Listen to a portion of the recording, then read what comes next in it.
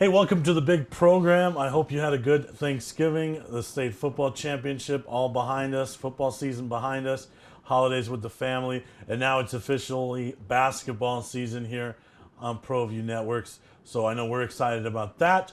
We'll have some basketball preview stuff with my buddy Cameron Brown coming up in the next couple of weeks.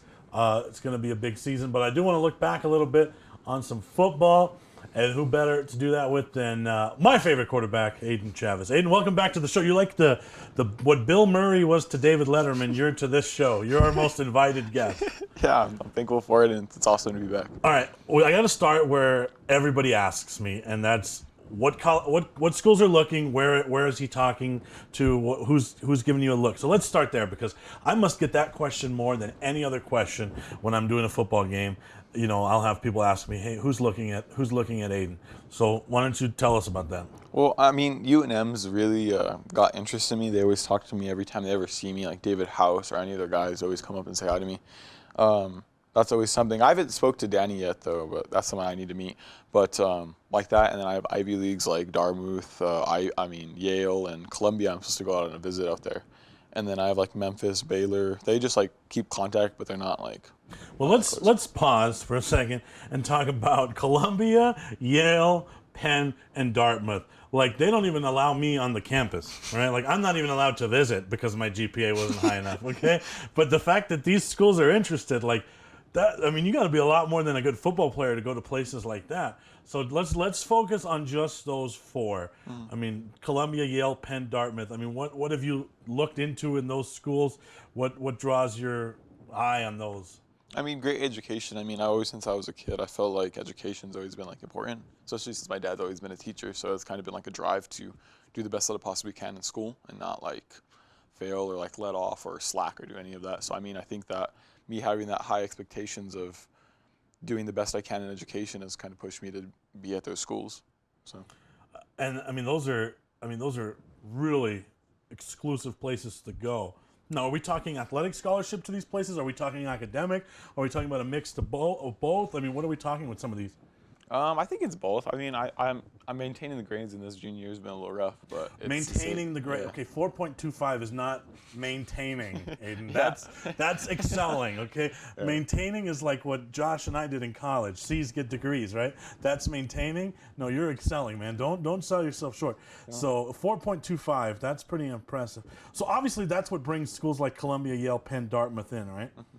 Vanderbilt has to be a little bit of a draw because, yes, there's the high academic piece, but then there's the SEC piece, right? Yeah. So talk about that. I mean, I think that all those like schools that offer good education, I think that football, I mean, I love football. So if I could play at a really high level, then I think it'd be amazing. But, I mean, it's just like that Isaiah Chavez thing. Like, I think him being like the hometown hero and always playing for that would be amazing. But now, how excited are kids now to stay home? Because I know in the past, you know, under the Bob Davie nightmare regime, that was not something that kids wanted to do, right? They did not want to stay here. They wanted to leave. Mm-hmm. But now under Coach Gonzalez, you see Isaiah, you see Luke out there. I mean, is it a different mindset now for you guys? Like, hey, it's cool to stay home and be a Lobo? Yeah, I mean, like, I think Isaiah Chavez coming out and winning those games were kind of like big to everyone, showing that like a New Mexico kid can do it. Like, it doesn't matter, like, oh, yeah, you have, like, the David Cremiers and the Connor O'Tooles and Tyler Keens that are doing it, but it's, like, somebody who really wants to, like, work and, like, if you just want to stay home, you can. Like, that's what Isaiah Chavez preached to us. But then he did the guns thing too. Oh, So yeah. like he's a legend now, right? Yeah, After yeah. the air guns, Oh, yeah. like that's a real thing. I mean, and so like okay, obviously you guys have some friends that you guys are in a small circle, right? You football guys. So I mean, how do you guys talk about the program now? Is it different than maybe when you were a freshman or even a little kid? Is it different now the way you guys hold UNM? Yeah, I think all of us think that UNM is somewhere that we can go now. I feel like a lot of us believe that if UNM thinks that you can go there, then that's really an option. Right. But I think that, especially like Luke Wysong going over there when he had like other offers, that's kind of big to us. Right. Because he was a great New Mexico player and someone that could have gone obviously somewhere else, but he stayed here and it shows a lot. Tulane is on that list, and then Colorado State, Baylor, and then 2 out of the Conference of Champions, Colorado and Arizona. So, I mean, those are some pretty nice places. You talk about Baylor has some football pedigree. Colorado State's always good. Colorado's good. Arizona, well, not so much. But, but those are all really nice spots, right? I mean, Pac-12, there's some SEC in there. I mean, so how will first of all, talk about the rest of the list, right? I mean, anything stand out about any of those places? I mean, I all think they're really good colleges. I mean, I think that them showing me appreciation is like kind of like means that I'm doing something right. Like, like I'm doing like something like to get their attention, and especially coming from New Mexico, it takes a lot to not only like get attention just because they think that we're like undermined, but it's just nice to get that like thought that, oh yeah, this kid's out there from New Mexico. Right. Well, that's the list. And I know everyone's been asking me, but there it is. Columbia, Yale, Penn, Dartmouth, Vanderbilt, Memphis, Tulane, Colorado State, Baylor, UNM, Colorado, and Arizona. So I want to talk about, when we come back from commercial break, I want to talk about what this decision is going to look like. Obviously, I know you have a great support system with your dad and Coach Williams, but I want to talk about what that decision is going to look like and the possible timetable of that when we get back with Aden Chavez. Dreamstyle roofing tops them all. When your roof's worn out and needs to be replaced, we're gonna do it right, put a smile on your face. They're at home, things are looking up when you get your roof done by someone you can trust. Dreamstyle, a company name that's been around forever, no one does it better. You need a new roof, you know who to call. Dreamstyle roofing tops them all. For certified collision and body repair, visit the experts at CarCrafters. 5 locations in Albuquerque and Rio Rancho. Visit carcrafters.com. CarCrafters, it's like it never happened. These are more than just the sounds of a safe place to go after school. These are the sounds of interest being ignited and of mentors making an impact. At Boys and Girls Clubs, we don't do just one thing. We do whatever it takes to meet the needs of every kid who comes through those doors. Because whatever it takes is what it takes to build great futures. Great futures start here.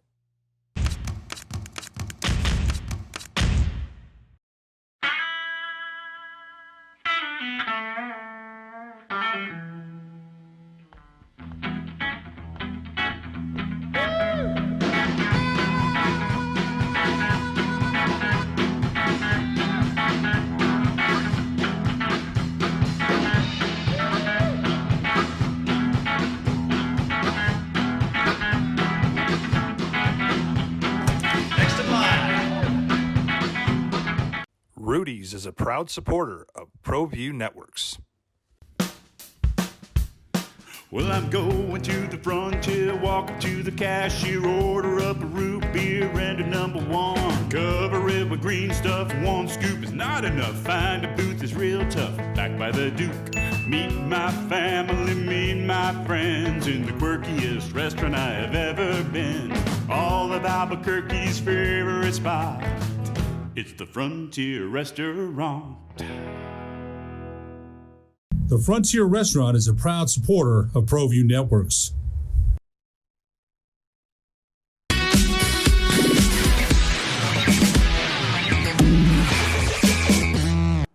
All right, we're back with Cibola Cougar, Aden Chavez. We talked about, we got the list out there of schools that have shown interest. Now I want to talk about the actual process. What got me thinking about this is actually, I was watching a Netflix show, Colin in Black or White. Have you watched some of that? Yeah, I watched a couple of Okay. episodes. So, I mean, the part that really intrigued me was the part about, the scholarship process and getting offers, and obviously his story is one where he really wanted to play football, but he was getting all these baseball offers, so that doesn't really relate. But I do want to talk about how this process works and the mental grind of it. So let's start there. I mean, how is this process going to work? What support system do you have in place? I mean, I have my whole family behind me. Like, I know both my brothers, my mom, my dad, all my grandparents and cousins. But I think what it is basically just saying that you have to stick your neck out to be recruited. It's not like, yeah, you could be some big dude, but especially from like New Mexico, you have to send your film out. You have to do this certain type of stuff. Like with the help of my dad, I mean, I think that it's helped in going to camps and figuring out when people can get their eyes on you and just how they can see your film and how they can see your tape. So what will the mechanics of a decision look like? Will you guys kind of whittle it down to a small, a short list? Are you guys gonna, something like that, or what do you anticipate that looking like with your family or with your dad?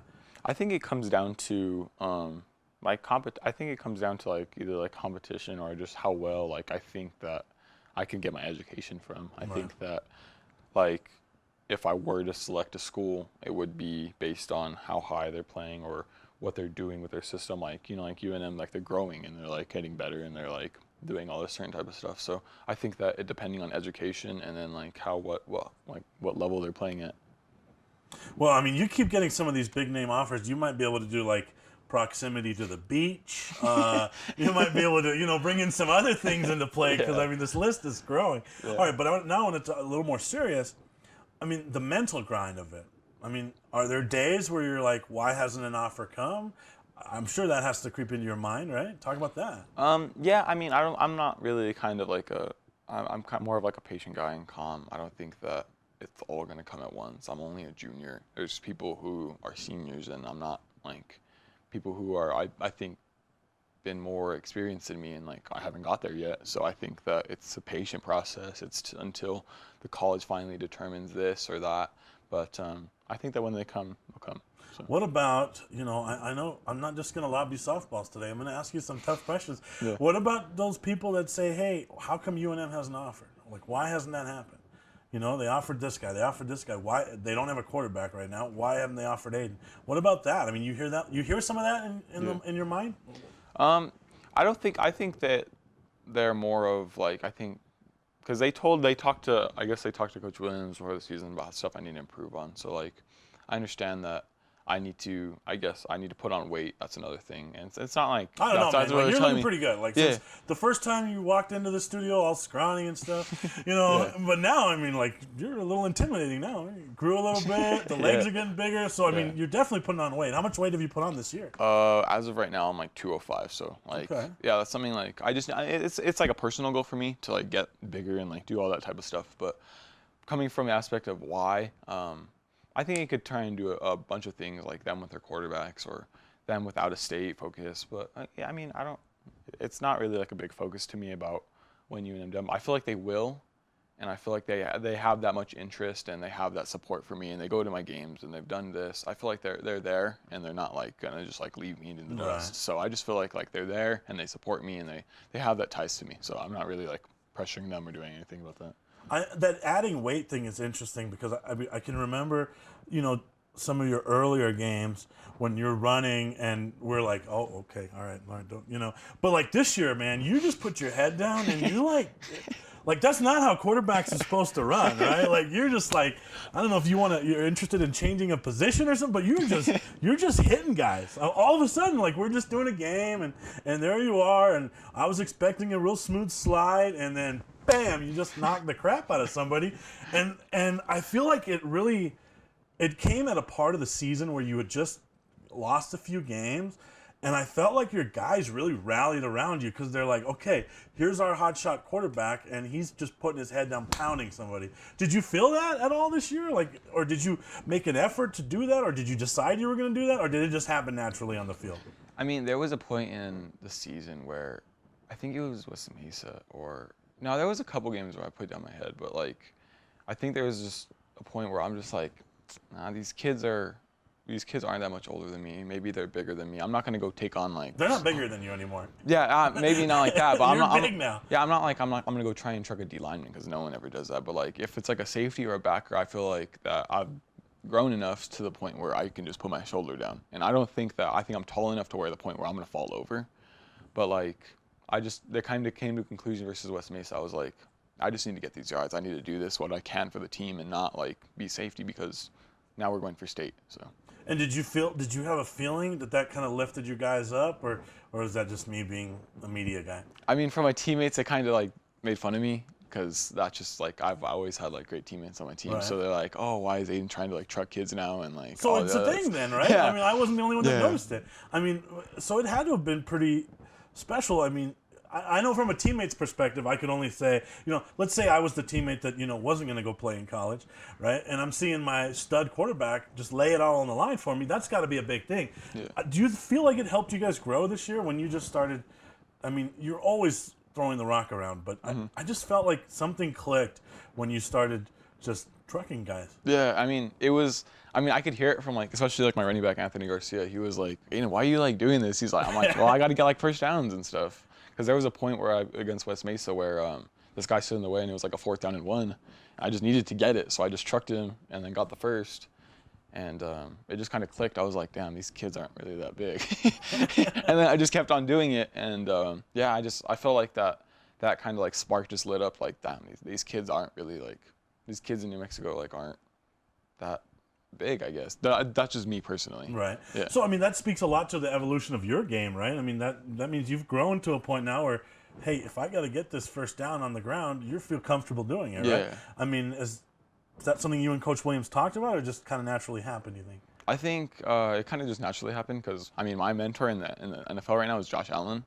So if you watch him play, he'll run the ball and he'll, like, truck people and do what he can. So I think watching him and, like, watching him do this certain type of stuff or like hurdling people for first downs, I think that kind of spoke to me, and I was like, dang, I need to start like stepping up my game and doing what I can for my team. So now with that being said, now you have all these amazing passing numbers, just under 3,100 yards, 32 touchdowns, but now you start adding this other piece. I mean, your game is really growing nicely. What could you possibly have to work on this offseason heading into your senior year? I mean, another thing that comes up every year is I have to get the connection back with the people who I lost. So I'm going to lose Nate, like the People's Champ. And how cool is the nickname the People's Champ? Oh, I love it. Like, it just stuck, didn't it? Yeah. Like, when did you guys start calling him that? I don't know. I think you got the name on the thing. I started calling him on the broadcast, and they called it on TV. Yeah, they started doing it on the news, and everything just spread like wildfire. So I was like, okay. And then we did like the senior thing, and on top of it said the People's Champ on top of Nate's like the pictures for like the senior thing. I like it. And it was just cool. I mean, like that's what we call it, and we had to play for him and everything. But well, you mentioned it, and I was going to bring this up later, but I'll ask you now. I mean, some people are going to say that this was your window this year, right? Yeah. You guys lose a lot. Yeah. Right? So would you say a lot of your development will be with teammates, not just an individual game thing, but I mean, you're going to have to really kind of rebuild, right? You're rebuilding, but you're still there, obviously. Yeah. So talk about that. I mean, we do lose a lot of people. I lose my best friends from 8 years old, and like I lose a lot of people that I grew up with playing football. But I feel like we have a good team and a lot of good juniors that are going to be seniors that can step up and do a lot of stuff. Like, like Braden Mulmert's going to step up, Brandon Castillo, a bunch of those guys that have been playing since their sophomore year really do need to fit the role of like being a leader. And so I think that they can, and there's a lot of people that we need to like fill the roles. But I think we can do it. I think we have a lot of good talent and a lot of good leaders that have seen the people in the future. So. All right, we'll take another break. Be right back with Aden.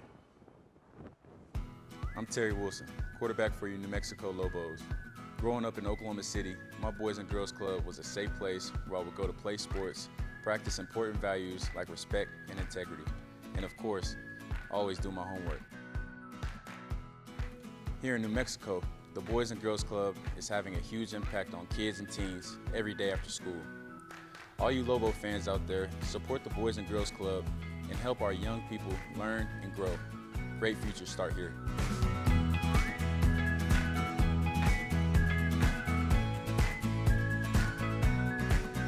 Don't sacrifice quality of flavor when you're in a hurry. Golden Pride offers ribs, fried chicken, green and red chili breakfast burritos, and Frontier Cinnabons. 4 great locations, or visit us online at goldenpride@abq.com. Golden Pride Barbecue Chicken and Ribs, proud supporter of Proview Sports Network. For your business or your home, Valley Fence stands alone. We're number one in New Mexico for a reason. It's the best fence you can own. Proudly serving New Mexico for over 50 years. At Valley Fence, the difference is clear. No fence too big, too small, or difficult. We handle them all at Valley Fence Company. The energy landscape is limitless and ever-changing. Cleaner energy resources are crucial to New Mexico's environment. For 100 years, PNM has utilized cutting-edge technology and employed hard-working New Mexicans to ensure that we have consistent, reliable energy when we need it. For life's loudest moments, quietest moments, and every moment in between. We're dedicated to providing you with energy now and into the future. All you have to do is dream of what High school sports are back. You can watch every Proview Network broadcast online on the NFHS network. Every moment from every game from every sport, including all NMAA state championship games. Get your monthly pass now. Just go to ProviewNetworks.com, click on the NFHS logo, and sign up today. Watch New Mexico's best.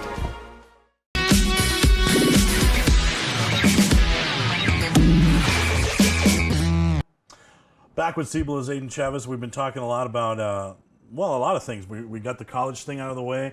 We started kind of dabbling about what happened this year, and so you talked about what you're going to be replacing. But, the numbers this year are obviously through the roof, right? 3,100 yards, the 32 passing touchdowns. They go on and on and on. But, where do you think you guys have grown, and you individually, away from just the statistics? It seems like you took a really huge step this year.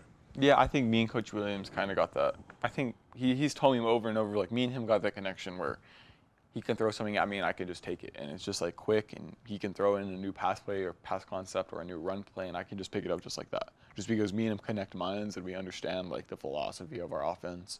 But I think that was a huge step this year.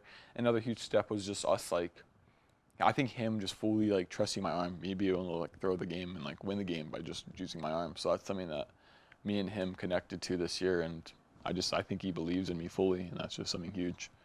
And how different is that? You guys probably run the closest thing to a next level offense than anybody in the city, right? Because who else has a quarterback like you, right? So the way you guys are throwing it down the field and everything, but that takes a development, I'm sure, from not just you but your teammates, right?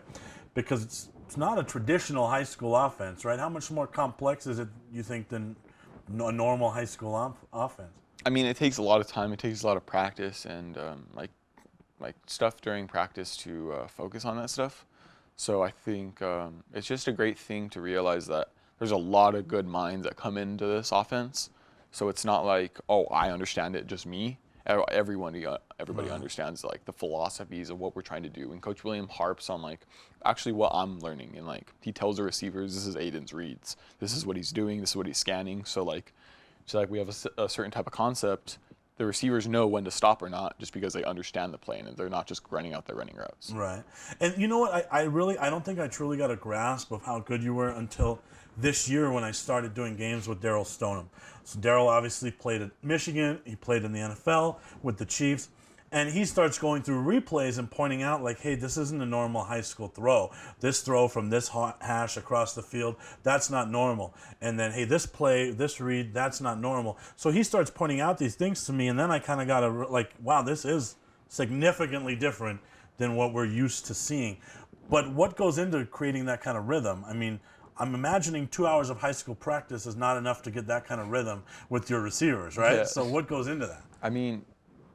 Like, a thing that we have with our receivers is, and especially with, like, an O-line too, like, I've gotten really close to my O-line this year, just, like, because I can make calls to them, I can change plays and do all that stuff. So them being able to consume that knowledge and realize that, oh, Aden's trying to change the play, and now we have to change up the whole thought and ideal.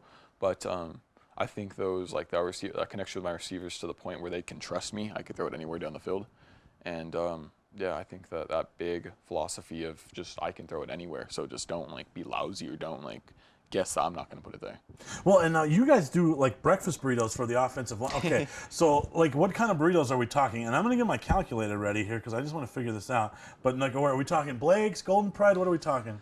It's a switch between Blake's and Twisters. Okay. So we let them choose. All right, so let's be fair and let's call it $4.69 a burrito, right? Okay. So that's what you do the backups too, or just the 5 I just do this 5 starters. Okay, so that's $24 a week. You know, you got your 11 weeks, so you've dropped $260 ballpark on your offensive line. That's more than I would imagine most quarterbacks, right? Yeah, I mean, like, does your dad like write you a reimbursement check at the end of the season for $240 or? He's always supported it, and I think that he's always been a person that harps the offensive line, and we need an offensive line. So I think that me doing that for the line is showing appreciation that I do a lot of stuff, and I get all this. Like, I might get the attention and all this, but like, it all comes back to you because it's not going to be easy if I don't have a line. So. Well, and you know what? I was telling that story on the golf course to my friend Nate Davis, who was the quarterback of the Gladiators and a Hall of Famer there at Ball State University, still holds all their passing records. And I was telling him that story on the golf course, and he was saying, you know, it happens in the NFL, obviously, right? And except in the NFL, it's like Rolexes and Lambos, right? So that's a little different. But it happens even at his level. You know, his offensive line, they come over, and on Saturday before a game or Friday before a game, he makes his girlfriend cook for all of them. Yeah. So it happens at every level. I think it's kind of neat that it started at the high school level with your guys, but you guys have a bond. I mean, you were pretty well protected for most of the season, with the exception of a few games. But I mean, you know, talk about the bond that's created with those big guys. I mean, I think that they trust me. I think they've always had like that trust that I can do what they are setting me up for. There's a lot of times where like there may be one blocker that comes through, and I've told my line multiple times, I'm like, if you guys let one person through, I can shake one defender. So just trust me and get the next person so I can keep going. Because like there was a point against Los Lunas where one of our guys missed a guy, and he was trying to come back for him and help me. But I'm like, bro, I can shake him. Just go get the next guy and I'll pick up a first down. Mm-hmm. And then that continued on and barrel rolled down the season to a point where I remember I shook a guy against Sandia, and my lineman was already running downfield, and so I just got a first. And so I think that connection between me and the line was huge, and especially between me and our running back, Anthony Garcia, it was more like we were just all on the same page of what I was trying to do. We have a similar relationship here at Proview Networks with my director, Josh. I brought in a box of crumble cookies today right before the show. So, I mean, you can see we're all kind of doing our part, man. So, senior season, I mean, what are some quick individual goals and team goals as you head into that? I think it's always state. I mean, I want one before I'm done at Cibola, and I think that would be huge for me. But another goal is to just keep getting better as a team. I think that me continuing the culture that Coach Williams harps on and like goes on, I think that I need to keep installing that to the younger kids. And I think that I need to become, I was a bit of a leader this year, and it was like big leaders between like Anthony Garcia and Andre Ramos, who were big leaders this year, but I think I got to take up that role, and especially like me and Caden Lowry and Brandon Mummer and all those guys, and especially with all that. But I think that I need to instill that leadership and kind of like grow as a leader.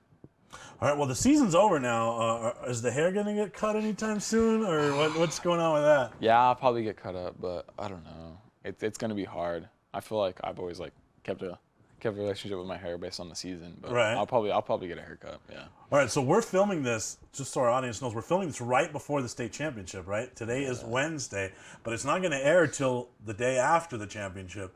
So let's put ourselves on the spot. Who do you got in that game? And what's the score? I think Rio Rancho, if Zach plays, 28-27. Okay, 1 point game. All right, yes. I'm going to take. Oh, man, this is tight. I'm going to take Cleveland. I'm going to go 35-28. So, I guess we'll see together when the show airs who nailed it, right? Yeah. Hey, thanks for coming. Hopefully you'll be back soon. Thank you. We'd love to have you make your announcement here at Proview Networks. Thanks for watching, everybody, and good night.